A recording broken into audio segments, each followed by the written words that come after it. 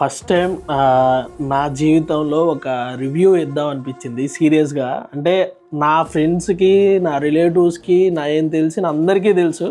నా caller tune వింటేనే చెప్తారు నేను ఒక పవన్ కళ్యాణ్ ఫ్యాన్ని. నేను పుట్టినప్పటి నుంచి డై హార్డ్ ఫ్యాన్ని పవన్ కళ్యాణ్కి. పుట్టినప్పటి నుంచి అంటే అదేలే, కొంచెం పెరిగప్పటి నుంచి మళ్ళీ వేసుకుంటాను పవన్ సెక్షన్లో.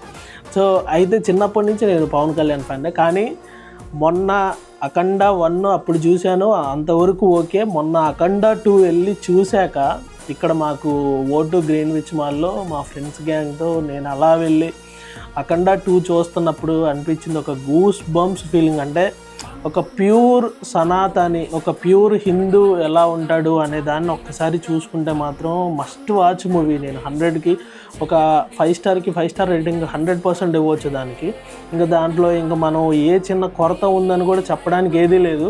ఎందుకనంటే ఆయన బాలయ్య అలా నడుచుకుంటూ వస్తున్నప్పుడు ఒక విభూది, అంటే ఒక శివుడు అలా నడుచుకుంటూ వస్తూ ఉంటే ఏదైతే ఒక విభూది, ఒక భస్మం అలాగా చుట్టూ ఆ సరౌండింగ్స్ ఆరా అలా నడుచుకుంటూ వస్తూ ఉంటుంది చూడండి.